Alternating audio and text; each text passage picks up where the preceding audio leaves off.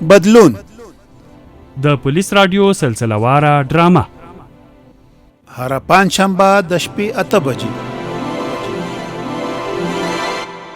د بدلون ډرامې په 13 برخه کې تاسو واوریدل چې جمال امان اکا ته د مجید د واده خبره یاد کړه او ورسره دا هم وویل چې که پیسې نه لري نو یو ټوټه ځمکه ورته خرڅ کړه چې امان اکا یې په دې خبره غوسه کړ. بل طرف ته زبیر اجمل په دې سلا شول چې خارج ته د ځوانانو د راجلبولو لپاره به له ټولنیزو رسنیو کار اخلي.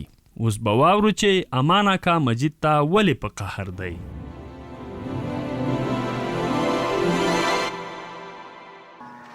سلام علیکم اکا.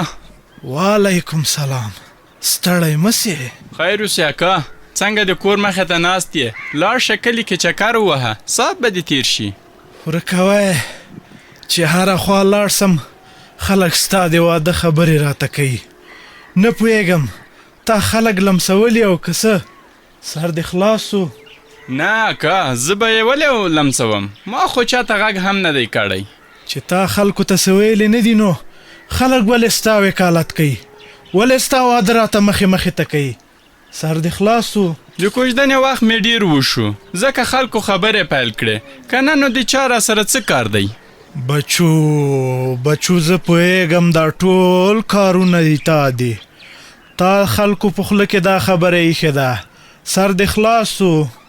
اکا زما څه کار دی چې دا خبره به خلکو ته کوم؟ خو یوه خبر ده چې خلک هم بد نه وایي، حیا تر کوره کول غواړي. چې حیا تر کوره کول غواړي نو لاړ شه پیسې راوړه او بیا دې د حیا غم وخوره. سر دې خلاص سو؟ که تا فکر دا وي چې زه به درته ځمکه خرڅه کم نو دا خوبونه کتل پرېږده. سر دې خلاص سو؟ نو اکا پیسې خو زه ګټم، وزګار خو نه یم. هره میاشت خپله تنخوا تا ته در سپارم، نور څه وکړم؟ نو تا په تنخوا خو ایله موږ کور وچلو. دا ښه ده چې نورې خرچې نه لرو، که نه نو دا تنخوا دې هم ورته نه رسېده. سر دې خلاص سو؟ که دا د کور خپل نه وای، وړه سبزي له کور نه بیرون وای، بیا به د خپل حال کتلی و. سر دې خلاص سو؟ نو اکا دا به تر څو پورې داسې وي؟ د خلکو د خندا خو شو، څه به وشي که یوه ټوټه ځمکه مو خرڅه شي؟ اخر د مځکې ګټه مو څه ده؟ درته وایم خوله دې بنده که کم عقله. ته اوس غواړې چې ستا د واده لپاره د خپل پلار او نیکه ډوکې خرڅ کم؟ سر دې خلاص سو؟ او ته شرمېږې نه چې ما ته د خپل د واده خبرې کوې؟ شرم چیرته لاړ؟ حیا چیرته لاړه؟ کم عقله. سمه ده اکا، په غوسه کېږه مه، زه بخښنه غواړم. زه هم نور د خلکو خنداګانو او پیغورونو نه په تنګ راغلی یم، که نه نو ما کله ستا په مخ کې داسې خبرې کړي. بس نور نو څه وایې؟ سترګې دې سپینې شوي چې اوس د پلار مخ کې درېږې او واده غواړې. سر دې خلاص سو؟ دې خپل کلي ته وګوره، تره او تربور ته وګوره، چا له پلار نه واده غوښتی چې ته یې له ما غواړې؟ سر دې خلاص سو؟ اکا بس زه به کور ته لاړ شم او دا سودا به یوسم چې په وخت د روژه ماتې غم وخوري. ورځه خدا یوه خبره مې په خلاصو غوږو واوره چې د ځمکې د خرڅ نوم بیا په خولې وانه خولې، که نه نو بیا د ګیلې حق نه لرې. سر دې خلاص سو؟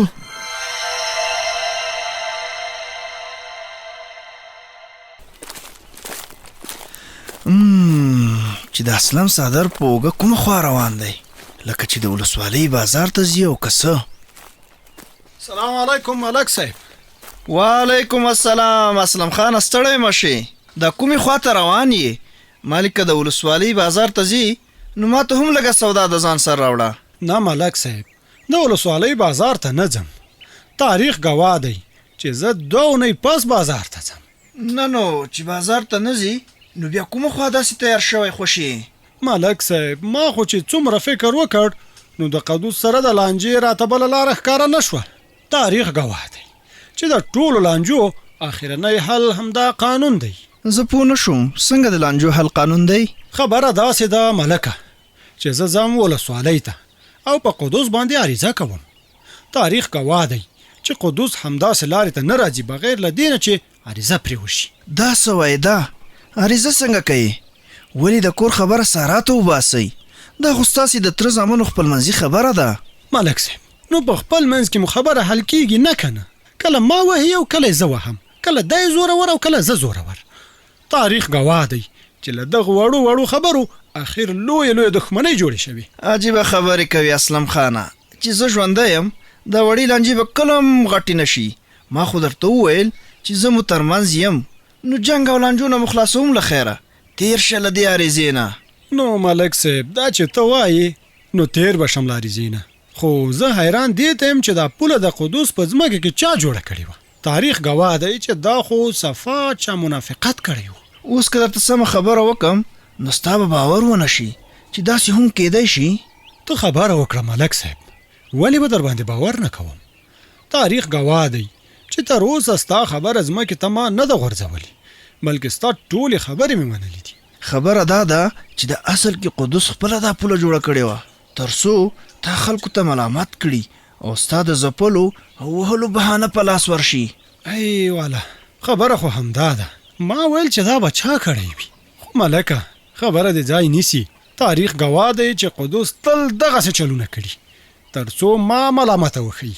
بس نو ځکه خو درته وایم چې زه ستا خیرخوا یم او تا نه پرېږدم چې د قدوس مخکې کمزوری راشي او هغه ته یې چې په موږ هیڅ پام نه کوي. نو د چای او ډوډۍ ساعت خو درته هر وخت کوم، البته اوس روژه ده. تاریخ گواه دی چې خلک په روژه کې خوراک او څښاک نه کوي. نه نو ولې دا زما دا دومره منډې ترړې یوازې په چای او ډوډۍ خلاصوي؟ نغدې راکوه نغدې، قدوس به رانه سر پورته نه کړي. هو سمه ده ملکه، نغدې به هم درکړم، خو دا لانجې راته ختمې کړه. دا هر ورځ لانجې مې ولاکه له لاسه کېږي.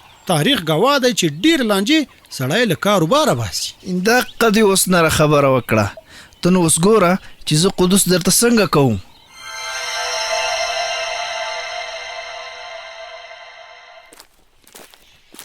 زه دکان بندولو کې یم او دا سړی داسې ورو را روان ده، هسې نه سودا یې په کار وي. ته صبر چې غږ ورته وکړه. والکه مجیده زه راشه دکان بندوم، ماښام ته لږ وخت پاته ده. دکان دې بند کړه، د ما سودا نه ده په کار. نو بیا څنګه په دې ناوخته بهر ګرځې؟ دا وخت خو خلک کور ته ځي. بس ورکوه، زړه مې نه غواړي چې کور ته لاړ شم. زړه مې نور له خفګانه چوي. خدای دې خیر کړي. ولې څه خبره شوي؟ پلار دې څه ویلي او که کومه بله خبره ده؟ که رښتیا را باندې وایه نو له تا نه مې هم ګیله راشي. ګیله او لمانه؟ ولې په څه شي راته ګیلمن یې؟ ګیلمن په دې یم چې تا ته مې وویل چې په غیر مستقیمه توګه زما پلار ته زما د واده خبره یاده کړه، تا ورته سیده زما نوم واخیسته. تا ته چا ویلي چې ما ستا پلار ته ستا نوم اخیستی؟ اصل کې ته سم پوه سوی نه یې. ما ستا پلار ته ستا نوم نه دی اخیستی او ما یوازې ستا د واده خبره ورته وکړه او بیا مې د ځمکې د خرڅ خبره هم ورته وکړه. خو ستا پلار دومره غوسه شو چې دکان یې راته پرېښو او همداسې خفه لاړ. نه نو چې تا زما نوم ورته نه دی اخیستی نو بیا څنګه پوه شو چې زه واده غواړم؟ ګوره هغه مشر سړی ده، تجربه لري، دنیا یې خوړلې، په اشاره هم پوهېږي چې خبره چیرته ورانه ده. والا ما ته یې هم ښه په سخته وویل چې مځکه نه خرڅوي. اوس حیران یم چې د واده لپاره څه وکړم. څوک کلیوال تره او یا تربر دې نشته چې قرض ترې واخلې؟ چې واده دې وشو نو بیا به لږ لږ پیسې ورکوې او قرض به دې هم خلاص سي. دا خو ښه خبره ده، خو چې څوک به قرض راکړي او بله دا چې هغه قرض خو خلاصول غواړي که نه، بیا به څه کوم؟ ګوره ته لومړی څوک پیدا کړه چې قرض درکړي، د قرض د ورکړې به بیا غم کوې. نو زه خو ډېر څوک نه پیژنم، یوازې تا پیژنم. که دې پیسې راکړې نو خوښ به شم، بیا به یې له خیره په کراره درکړم. ما خو دې پلار ته هم وویل که ما سره پیسې وای نو تا نه ځار وې، کاش را سره وای. زه دومره پیسې نه لرم چې تا ته یې قرض درکړم او ته واده پرې وکړې. بس چې ته پیسې نه لرې نور به یې څوک ولري؟ زموږ کلیوال خو ټول غریبان دي. یو نفر شته او باوري یم چې پیسې به هم ورسره وي، خو چې در به یې کړي او که نه. ښه نفر شته؟ څوک دی هغه نفر؟ هغه نفر خانه دی، د هغه سره پیسې شته، خو چې در به یې کړي او که نه دا بېله خبر ده. یو ځل خو ورته ورځم او قرض ترې غواړم، ګوندې رایه کړي. جل جلاله هغه د اذان هم وشو، دا واخله خورما او روژه پرې ماته کړه. د خاني سره به بیا ګورو. زه دا دکان بندوم چې کور ته لاړ شو.